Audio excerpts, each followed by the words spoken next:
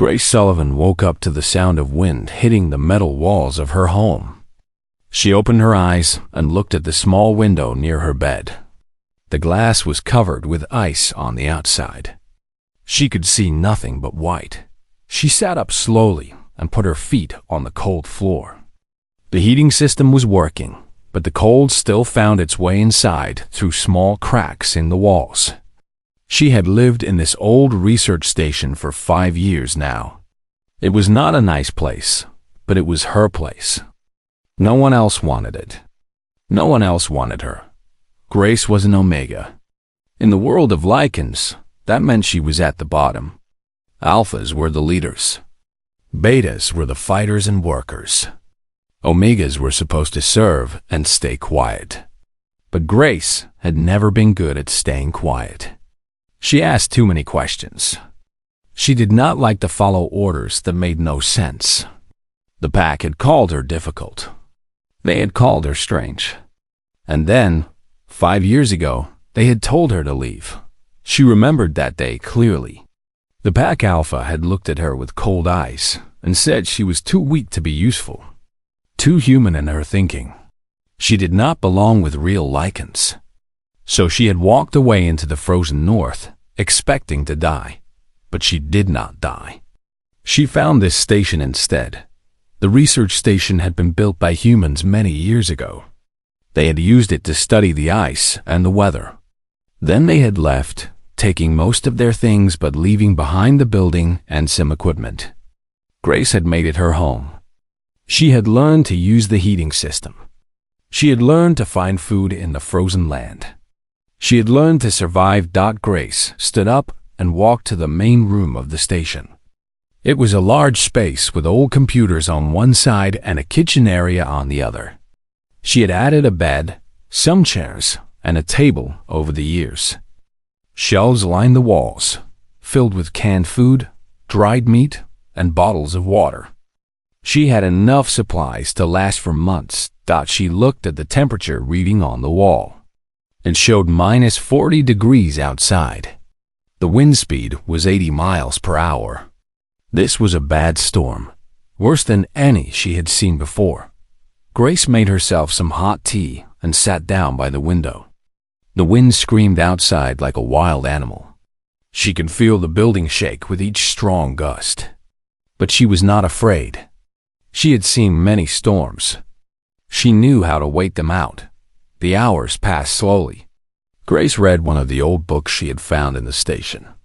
It was about human history, about how humans had built cities and machines and traveled to the stars.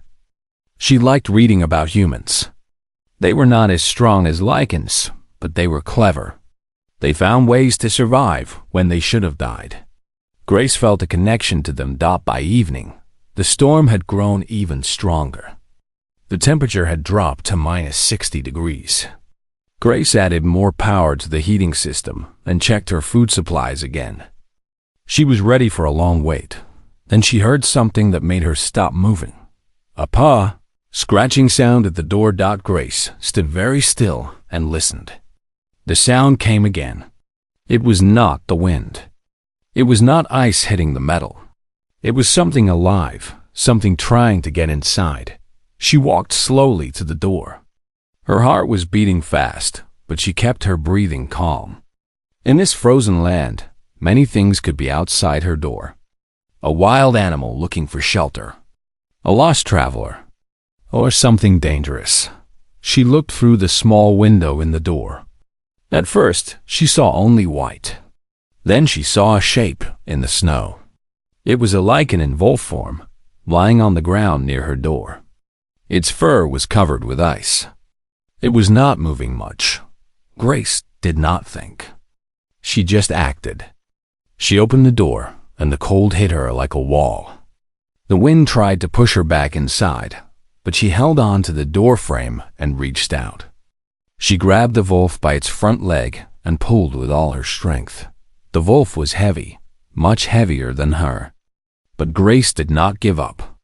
She pulled and dragged and fought against the wind until she got the wolf inside. Then she slammed the door shut and fell to the floor, breathing hard. The wolf lay on the floor next to her, It was a young male, maybe 18 or 19 years old in human years. His fur was gray and white, and his body was shaking badly. His eyes were closed, and his breathing was weak. Grace got up quickly. She knew what to do. She had read about treating cold injuries in the human medical books. First, she needed to warm him up slowly. Too fast would be dangerous. She grabbed blankets from her storage area and wrapped them around the wolf. Then she filled bottles with warm water and placed them near his body. She turned up the heat in the room and waited. After an hour, the wolf started to change. His body shifted from wolf to human form. This was a good sign. It meant his body was starting to recover. Grace covered him with more blankets and checked his temperature. It was still too low, but it was rising. She made warm broth and waited for him to wake up. When his eyes finally opened, she helped him sit up and drink the broth slowly. "Where am I?" he asked. His voice was rough and weak. "You are in my home," Grace said simply. "You were freezing outside my door. What were you doing out in this storm?" The young Lycan looked at her with confusion.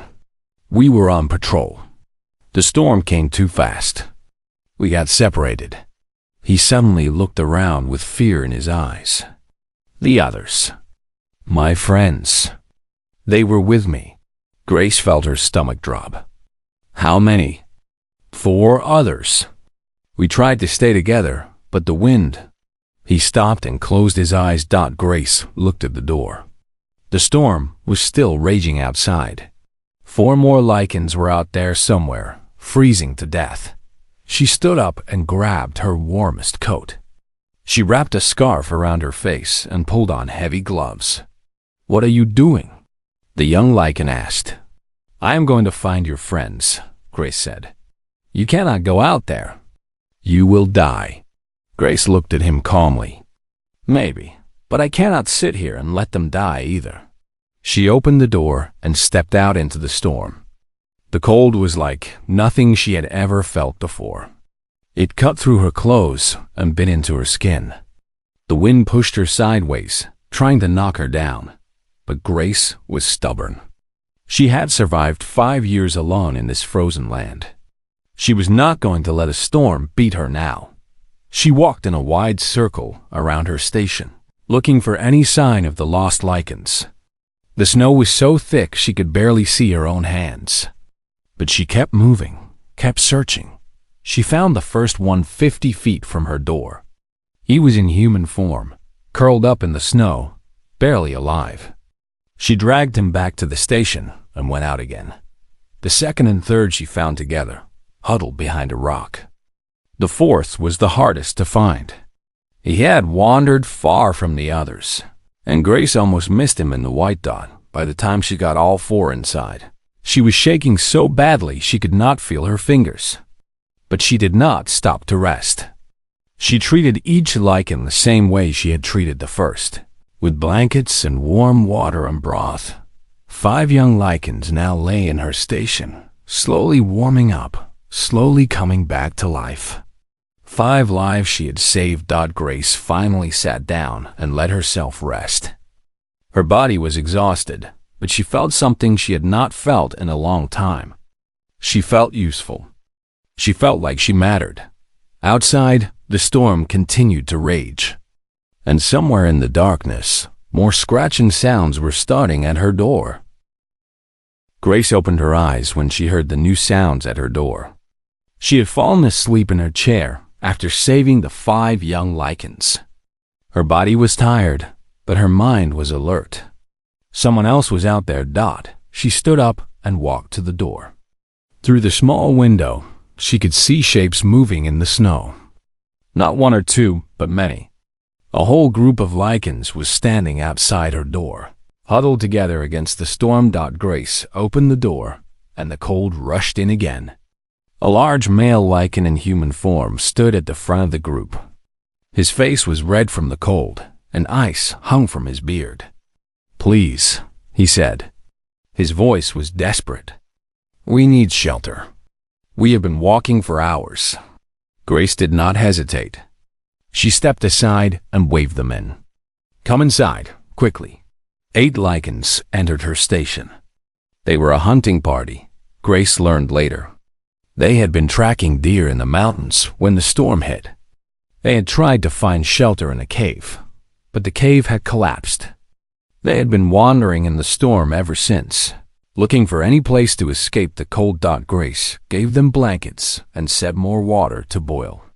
Her station was getting crowded now. 13 Lycans filled the space that had been meant for only a few human scientists. But Grace did not complain. She just kept working. An hour later, more scratching came at the door. This time, it was a family. A father, a mother, and 2 young children. They had been traveling between packs when the storm caught them. The children were crying from the cold, and the mother could barely walk. Grace took the children first and wrapped them in the warmest blanket she had. She made them drink warm milk and sit near the heater. The mother and father she treated next, checking their fingers and toes for signs of serious cold damage. "Thank you," the father said. Tears were running down his face. "We thought we were going to die out there. We thought our children would die." "No one is dying tonight," Grace said firmly. "Not if I can help it." The night went on, and more Lycans came. Some came alone, wanderers who had been caught in the open. Others came in small groups. A pair of brothers who had been hunting. 3 females from a traveling group. An old male who had gotten lost out by the time the sun should have risen. Though the storm hid any sign of it, Grace had 24 Lycans in her station. The space was packed with bodies. Some sat on the floor. Others stood against the walls. The 5 young Lycans she had saved first were now helping her, handing out blankets and water to the new arrivals. Grace looked around at all these people. They came from different packs. Some were enemies of each other. She could see the tension in their eyes when they recognized faces from rival groups. But no one was fighting. No one was arguing. The storm had made them equal. They were all just survivors now. Then the door opened one more time. Grace had not heard any scratching this time. The door simply burst open and a massive body fell inside. The wind slammed the door shut behind it. Everyone in the station went silent. The body on the floor was a Lycan in wolf form. But this was no ordinary wolf. This wolf was huge, bigger than any Grace had ever seen.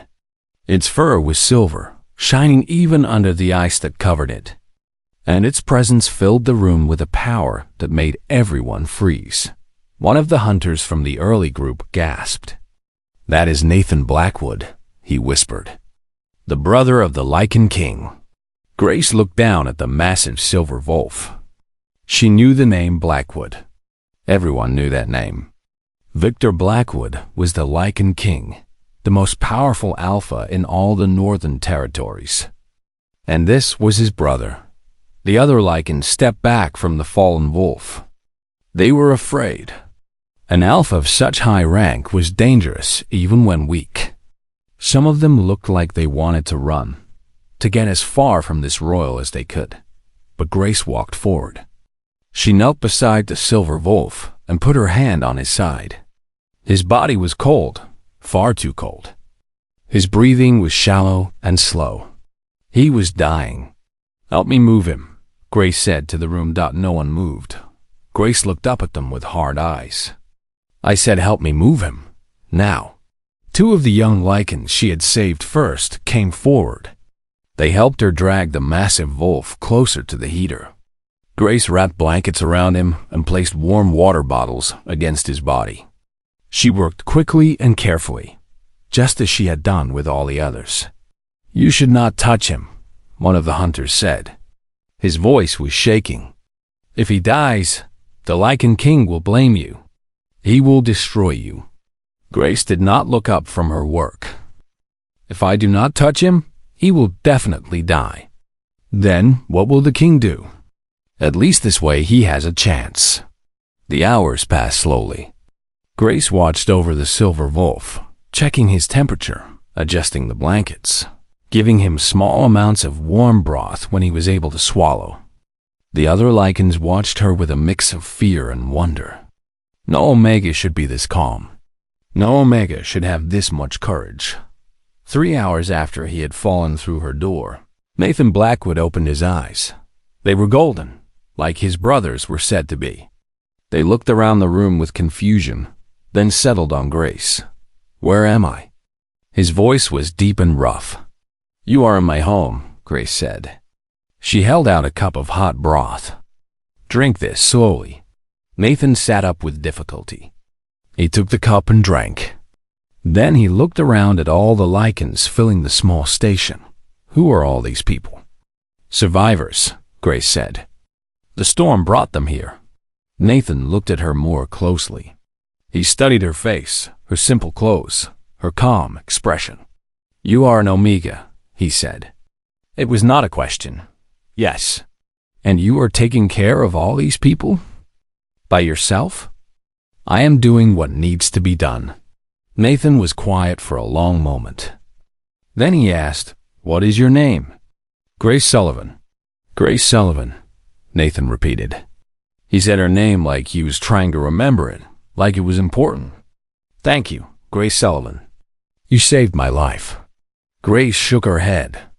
"I did the same for you that I did for everyone else. There is nothing special about it." But Nathan kept looking at her with those golden eyes. There was something in his expression that Grace could not read. It looked almost like respect. The storm continued to rage outside. Inside the station, 25 Lycans sat together, sharing warmth and food and space. Enemies sat next to enemies. Rivals shared blankets. The usual rules of pack and rank seemed to fade away in this small place. Grace moved among them all, checking on each person, making sure everyone had what they needed. She did not rest. She did not stop. There was too much to do. One of the young females from the traveling group stopped her. "How do you do it?" she asked. "How do you stay so calm? You are taking care of all of us, like it is nothing." Grace thought about the question. "I learned to survive alone," she said finally. "I learned that fear does not help. Panic does not help. Only doing the next thing that needs to be done helps. So that is what I do." The female looked at her with new eyes. "You are not like any Omega I have ever met." Grace smiled slightly. "I am exactly what an Omega is supposed to be. I take care of people. I just do it my own way." As the night wore on, Grace counted her supplies. She had enough food for everyone for about 3 days. Water was not a problem because she could melt snow. The heating system was working well, but she would need to watch the power levels. 3 days. She hoped the storm would end before her supplies ran out. She looked at the faces around her. Some were sleeping now. Others were talking quietly. Nathan Blackwood was watching her again, his golden eyes following her every move. Grace did not know what the next days would bring. But she knew one thing for certain. She was not going to let any of these people die. Not the young patrol members. Not the hunting party. Not the family with children. Not even the brother of the Lycan king. She was an Omega, yes. But she was also Grace Sullivan. And Grace Sullivan did not give up. The storm did not stop. For 3 days, it raged outside the station, burying everything in snow and ice. Inside, Grace worked without rest to keep 25 Lycans alive. The first problem was food. Grace had enough supplies for herself for months, but 25 hungry Lycans ate much faster. She had to ration carefully. Each person got 2 small meals a day, enough to keep them strong, but not enough to fill their stomachs completely. Some of the Lycans complained. A large male from the hunting party stood up on the second day and demanded more food. "I am an alpha," he growled. "I need more food than these others. My body requires it." Grace looked at him calmly. She was much smaller than him, and he could have hurt her easily. But she did not show any fear. Everyone gets the same amount, she said. Alpha, beta, omega. It does not matter here. We all need to survive, and we can only survive if we share equally. The male stepped toward her, his hands curling into fists. You dare tell an alpha what to do, Omega? You should be on your knees before me. The room went tense. Everyone was watching. Grace could feel their eyes on her, waiting to see what would happen. Before she could respond, Nathan Blackwood stood up. He was still weak from his time in the cold, but his presence filled the room with power. Sit down, Nathan said to the hunter. His voice was quiet but hard like iron. The hunter turned to face him. For a moment, it looked like he might challenge Nathan. But then he saw those golden eyes, saw the royal blood in Nathan's stance, and his courage failed him. He sat down without another word. Nathan turned to Grace. Please continue, he said. Then he sat back down. Grace nodded once and went back to handing out food. But something had changed. The other Lycans looked at her differently now. They saw that even a royal alpha had supported her authority. They began to listen more carefully when she spoke. The second problem was the mixing of enemy packs. On the second night, a fight almost broke out between two groups that had been at war for years. Two males started yelling at each other, bringing up old grudges and old battles. Their wolves were rising to the surface, ready to shift and attack. Grace walked between them. She was so small compared to these massive males, but she stood there like a wall. Stop, she said. Her voice was not loud, but it cut through their anger. Move aside, Omega, one of the males snarled. This is pack business. This is my home, Grace replied. And in my home, there is no pack business. There is only surviving the storm. Your war can wait until you are back outside. In here, you are just two males who will freeze to death if you step out that door. Is your pride worth dying for? The males stared at her. No one had ever spoken to them this way. No Omega would dare, but Grace stood firm. She did not blink. She did not look away. Slowly, the anger faded from their eyes. They stepped back from each other. One of them even mumbled an apology. From that moment on, there were no more fights. When tensions rose, the other Lycans would look at Grace, and they would remember her words. Their wars could wait. Right now, they just needed to survive. The third problem was medicine. Some of the Lycans had serious injuries from the cold. Their fingers and toes had turned black in places. Grace had to treat these wounds with what little supplies she had. She used the medical books from the station to guide her. She cleaned wounds with boiled water. She wrapped damaged areas with clean cloth. She made the injured drink special teas that helped their bodies heal faster. One of the young patrol members, a female named Lucy, had particularly bad damage to her feet. Grace spent hours treating her, keeping her feet warm, checking for signs of infection. Am I going to lose my feet? Lucy asked one night. Her voice was scared and small. Grace held her hand. Your body is already healing. Lycans heal faster than humans. You just need to give it time and keep them warm. I think you will be okay.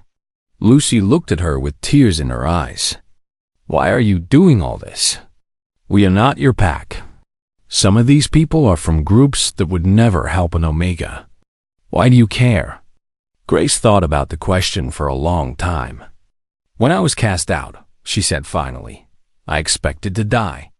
I walked into the frozen north with nothing. But I survived. I found this place. I learned to live. And I learned that being alone is hard. Harder than anything else. No one should have to face the cold alone if there is someone who can help. Lucy squeezed her hand. You are a good person, Grace. Grace smiled sadly. I am just someone who knows what it feels like to be left behind. On the third day, Nathan recovered enough to move around freely. He helped Grace with the work, carrying supplies, checking on the injured, keeping order among the others. He never tried to take command from her. He simply helped. One evening, when the others were sleeping, Nathan sat beside Grace near the heater. "You amaze me," he said quietly. Grace looked at him with surprise. "What do you mean?" "I have seen many leaders in my life. Alphas who command through strength. Betas who organize through skill. But I have never seen anyone lead like you do. You have no rank, no power, no pack. Yet everyone here listens to you. Everyone respects you. How do you do it?" Grace shook her head. "I am not leading anyone. I am just taking care of people." "That is exactly what a true leader does," Nathan said. "My brother Victor, the king, he always says that real power is not about making people fear you. It is about making them trust you. You have made everyone here trust you in just 3 days. That is remarkable." Grace did not know what to say. She had never thought of herself as a leader. She had never wanted power or respect. She just wanted to help. "Tell me about yourself," Nathan said. "How did you end up here, alone, so far from any pack?" Grace was quiet for a moment. The memory was painful, even after 5 years. But something about Nathan made her want to talk. "My pack cast me out," she said. "They said I was too weak, too strange. I asked too many questions and did not follow orders well. The Alpha told me I was more human than Lycan and that I did not belong." Nathan's golden eyes grew hard. "Which pack?" "It does not matter now. That was a long time ago." "It matters to me," Nathan said. His voice was low and angry. "No one should be thrown away like that. You are worth more than 100 of those fools who rejected you."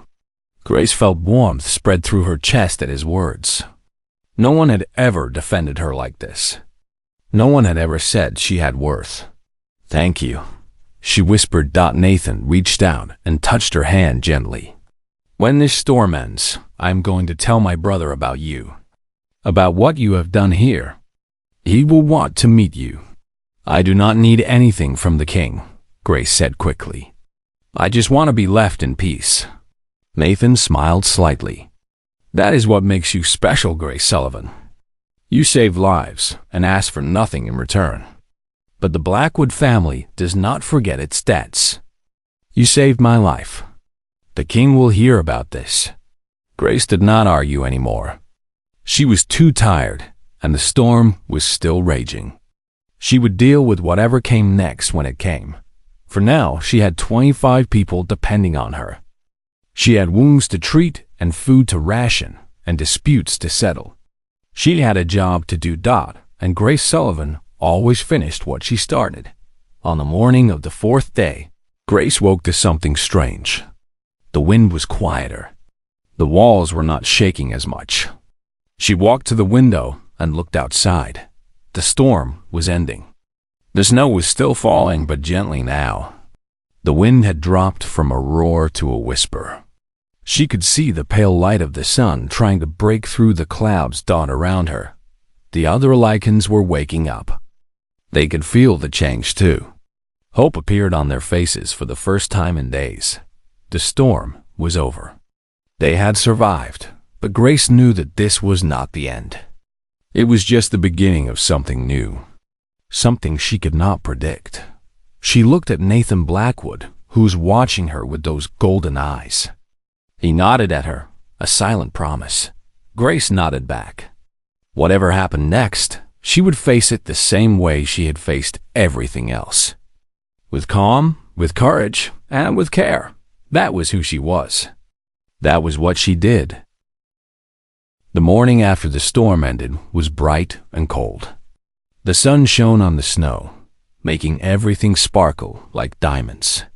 Grace stood outside her station for the first time in 4 days, breathing the fresh air and feeling the weak warmth of the winter sun on her face. Behind her, the 25 Lycans she had sheltered were preparing to leave. They gathered their things, said goodbye to each other, and formed groups based on where they needed to go. The atmosphere was strange, a mix of relief and sadness. They had been strangers before the storm. Now they were something more. Lucy, the young female whose feet Grace had saved, came to her first. She hugged Grace tightly, not caring about rank or rules.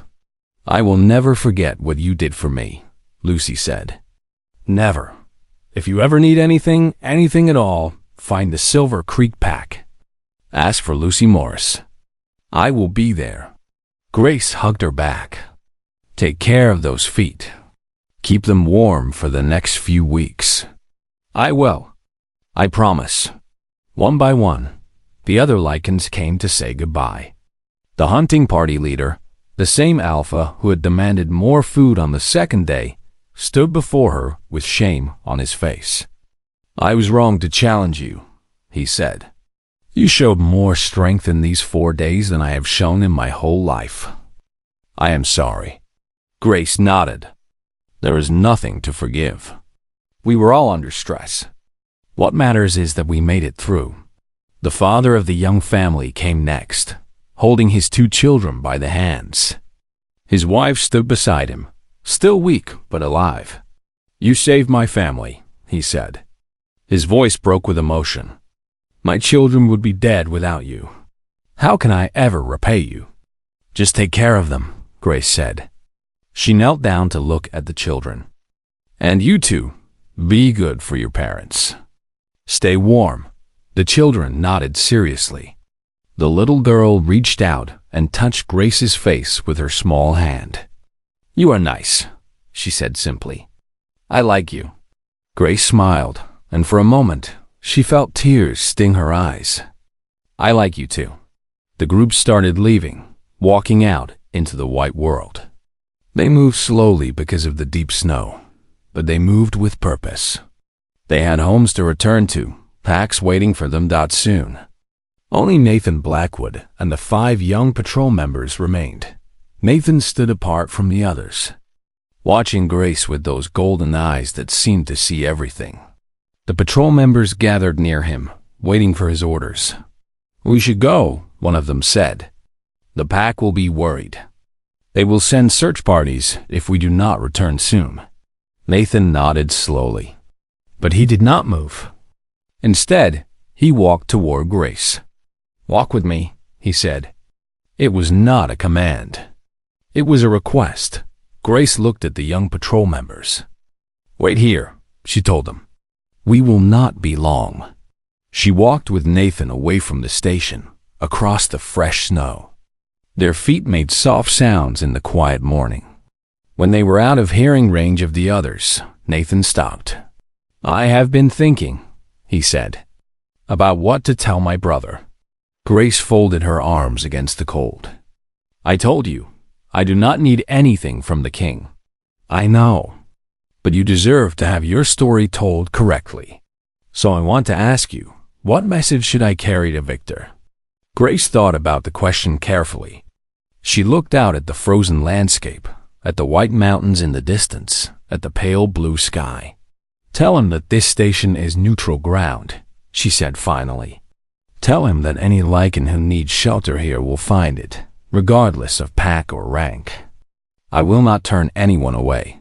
Nathan nodded. "And in return?"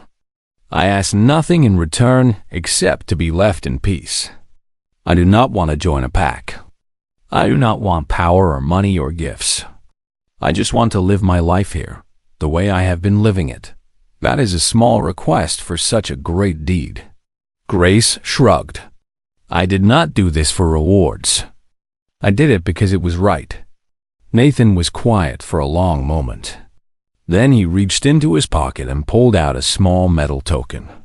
It was shaped like a wolf's head, made of silver, with 2 small rubies for eyes. He held it out to Grace. "This is my personal seal," he said. "It marks you as a friend of the Blackwood family. If you ever need help, show this to any Lycan. They will know that you are under our protection." Grace hesitated. "I told you, I do not want anything." "I know, but I want you to have it. Not as payment, As a gift. From me to you." He pressed the token into her hand. "Please, let me do this one thing." Grace looked at the small silver wolf in her palm. It was beautiful, delicate work. She could feel the weight of it, both the physical weight and the meaning behind it. "Thank you," she said softly. "I will keep it safe." Nathan smiled. It was the first real smile she had seen from him. "I suspect my brother will want to meet you himself. Do not be surprised if you receive visitors in the coming days." "I will be ready for them," Grace said, "though I hope they bring their own food. My supplies are low after feeding all of you." Nathan laughed, a warm sound that seemed strange in the frozen air. "I will make sure they bring plenty of food. And anything else you need. You have my word." They walked back to the station together. The 5 young patrol members were waiting, stamping their feet against the cold. They looked at Nathan with respect, but they also looked at Grace with something new in their eyes. They had seen their Royal Alpha treat this Omega as an equal. They would remember that. "Time to go," Nathan said to them. "We have a long walk ahead." The patrol members shifted into wolf form. Nathan did the same, his body changing into the massive silver wolf that had fallen through Grace's door 4 days ago. He looked at her one last time with those golden eyes. Grace raised her hand in farewell. "Safe travels," she said. "All of you." Nathan dipped his great head in a bow. Then he turned and led his group into the snow. Running toward the distant mountains, Grace watched them until they disappeared over a ridge. Then she turned and walked back into her station. The place felt empty now. Too quiet. Too big. After 4 days of crowded chaos, the silence was almost painful. She started cleaning up the mess. There were blankets to wash, floors to sweep, supplies to count. It would take her days to put everything back in order. But she did not mind the work. It gave her something to do. As she cleaned, she thought about everything that had happened. She thought about the young faces she had saved, the old enemies who had shared blankets, the children who had slept safely through the storm. She thought about Nathan Blackwood and his golden eyes in the silver token she now carried in her pocket. She did not regret any of it. Not the exhaustion, not the fear, not the risk. She had helped people who needed help. That was enough. The day passed slowly.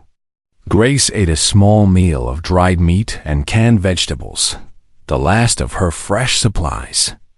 She would need to go out hunting soon, or make a trip to one of the abandoned outposts to find more food. But not today. Today, she just wanted to rest. She sat by the window and watched the sun move across the sky. The snow sparkled and shifted in the light. Somewhere out there, 25 Lycans were making their way home, carrying stories of the Omega who had saved them. Grace wondered what those stories would sound like. She wondered how people would remember her, if they would remember her at all. But then she shook her head and pushed those thoughts away. It did not matter what others thought of her. It never had. She had not changed who she was just because others were watching. She was still Grace Sullivan. She was still an Omega. She was still alone, but for the first time in 5 years, she did not feel forgotten. She felt seen. As the sun set and the stars began to appear, Grace allowed herself a small smile. Whatever tomorrow brought, she would face it. She had faced a storm that could kill the strongest Alpha. She had faced the brother of the Lycan King. She had faced 25 desperate strangers and turned them into something like friends. She could face anything. She closed her eyes and let sleep take her. Peaceful and unafraid. Tomorrow would come soon enough, and she would be ready for it. Grace spent the next day cleaning and resting. She washed all the blankets, swept the floors, and counted what was left of her supplies. The numbers were not good. She had enough food for maybe a week if she was careful. She would need to hunt soon, but her body was tired. 4 days of constant work had drained her completely. She decided to give herself one more day of rest before going out into the cold again. That night, she slept deeply, without dreams. When she woke the next morning, the sun was already high in the sky. She had slept for almost 12 hours. She made herself a small breakfast and sat by the window, looking out at the frozen world. The sky was clear blue, and the snow sparkled under the sunlight. It was a beautiful day, calm and peaceful. Then she saw something moving on the horizon. At first, she thought it was a group of deer or perhaps a pack of wild wolves. But as the shapes got closer, she realized they were much bigger than deer, and they were moving in a formation that wild wolves never used. They were Lycans. A lot of them. Grace stood up slowly, her heart beating faster. She walked to the door and opened it, stepping outside into the cold morning air. The group was coming from the direction Nathan had gone when he left. As they got closer, Grace could count them. 20, 30, 40, no more than that. There were at least 50 Lycans approaching her station. At the front of the group walked a male Lycan in human form. He was tall and broad, with dark hair and a face that looked like it had been carved from stone. Even from a distance, Grace could see his eyes. They were golden, just like Nathan's. This was Victor Blackwood, the Lycan King. Behind him walked Nathan, along with the 5 patrol members Grace had saved. And behind them came more Lycans, some in human form and some in wolf form. Grace recognized faces among them. The hunters, the family with children, Lucy and her traveling companions, the old wanderer, the brothers who had been hunting. Everyone she had saved was there, and they had brought others with them. Grace stood very still as the group approached. Her instincts were screaming at her to lower her eyes, to show submission, to do all the things an Omega was supposed to do when facing a king. But she forced herself to stay calm. She had faced death. She could face this. Victor Blackwood stopped 10 feet in front of her. His golden eyes studied her face, searching for something. Behind him, the 50 Lycans spread out in a wide circle, watching. "Grace Sullivan," Victor said. His voice was deep and powerful, the voice of a king who was used to being obeyed. "My brother has told me about you." "I am sure he has," Grace replied. Her voice was steady, though her heart was pounding. "He tells me you sheltered his patrol when they were dying. He tells me you took in strangers from enemy packs. He tells me you treated him no differently than anyone else." Victor paused. "He tells me you spoke to him like an equal." Grace felt a chill run down her spine. Had she made a mistake? Had her behavior toward Nathan been seen as an insult? But then Victor smiled. It was a small smile, barely visible, but it changed his whole face. "Do you know how rare that is?" Victor asked. "Do you know how many people treat my brother differently because of his blood? Everyone wants something from him. Everyone is afraid of him. But you told him to drink his broth and rest. You gave him orders in your own home." Grace lifted her chin slightly. "He was a guest in my house. In my house, I make the rules." Victor laughed. It was a real laugh, full of surprise and warmth. The Lycans behind him looked shocked. They had probably never seen their king laugh like that. "Nathan was right about you," Victor said. "You are not like any Omega I have ever met." He turned to look at the crowd behind him. Grace saw the faces of everyone she had saved. They were watching her with love and respect in their eyes. "These people came to me after the storm," Victor continued. "One by one, they came to my hall and told me about the Omega who saved their lives. They told me about your courage, your kindness, your strength. They told me that you asked for nothing in return." He turned back to Grace. "Is that true?" "I do not need payment for doing what is right," Grace said simply. Victor nodded slowly. "I believe you, but that is not why I am here." He took a step forward. Then, to Grace's shock, he dropped to one knee in the snow. Grace Sullivan, Victor said. I, Victor Blackwood, King of the Northern Territories, kneel before you. Behind him, 50 Lycans followed his lead. They all dropped to their knees, their heads bowed. Nathan knelt too, a small smile on his face. Grace stared at them, unable to speak. This was impossible. Kings did not kneel to Omegas. Packs did not bow to outcasts. This was not how the world worked. The old ways say Omegas are weak, Victor continued. The old ways say that strength is measured by fangs and claws and dominance. But you have shown that those old ways are wrong. You showed more strength in 4 days than most alphas show in their entire lives. You saved my brother. You saved members of my pack. You saved strangers and enemies and turned them into allies. You did all of this asking nothing in return. He looked up at her, his golden eyes shining. I am here to offer you a place in my pack. Not as an Omega. As my equal. As an advisor and healer. As whatever you wish to be. Grace felt tears forming in her eyes. She blinked them back, trying to stay composed. Rise, she said softly. All of you, please rise. No one should kneel in the cold. Victor stood, and the others followed. He looked at her with curiosity. You did not answer my question. Grace took a deep breath. She thought about all the years she had spent alone. All the nights she had wished for company, for belonging, for a pack that would accept her. This was everything she had ever wanted, offered to her by a king.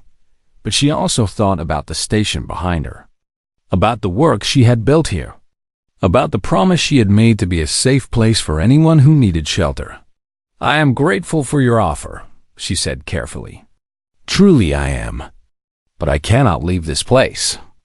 I made a promise that this station would be neutral ground, open to anyone who needs help. If I join your pack, that promise becomes harder to keep. Victor looked thoughtful. You would turn down a place with the most powerful pack in the north to keep a promise to people you have not even met yet? Yes, Grace said. I would. Victor was silent for a long moment. Then he nodded. I understand, and I respect your choice. He paused. But I have another offer if you will hear it. I am listening. Stay here at your station. Keep your neutral ground. But let me send supplies and support. Let my pack consider you a friend and ally. And if you ever need anything at all, call on the Blackwood name. We will come. Grace considered this. It was a good offer. It let her keep her independence while gaining powerful friends. I accept, she said. With one condition. Victor raised an eyebrow. Name it. I am not joining your pack. I am not under your command. If your people come here, they follow my rules. Even you. Victor smiled again, that rare, warm smile. Agreed. He extended his hand, and Grace shook it. The crowd behind him cheered. Nathan stepped forward, his eyes bright. I told you she was special, he said to his brother. You were right, Victor replied. For once. The Lycans gathered around Grace, talking and laughing, thanking her again for saving their lives. The family with children was there, the little girl running forward to hug Grace's legs. Lucy was crying happy tears. The old wanderer was smiling for the first time since Grace had met him in the middle of the chaos. Victor leaned close to Grace. You know, he said quietly, this is only the beginning. Word of what you did will spread. More Lycans will come to your door, seeking shelter, seeking help. Are you ready for that? Grace looked around at the faces surrounding her. These were not her pack. They were something different, something new. They were friends. I have been alone for 5 years, she said. I think I am ready for some company. Victor nodded. Then welcome to your new life, Grace Sullivan. I have a feeling it will be quite interesting. Grace smiled. For the first time in 5 years, her future looked bright. She was still an Omega. She was still different. But she was no longer forgotten. She was seen. She was valued. She was loved. And that was all she had ever wanted. The Lycan King's pack stayed for hours, sharing food they had brought and filling the station with warmth and laughter. When they finally left, as the sun began to set, they promised to return soon with supplies. Grace stood in her doorway and watched them go. Nathan was the last to leave. He turned back and raised his hand in farewell. "Until next time, Grace Sullivan," he called. "Until next time," she called back. Then she went inside, closed the door, and sat down by the window. Her station was quiet again, but it no longer felt empty. It felt like a home waiting to be filled. And Grace Sullivan, the forgotten Omega, was ready to fill it.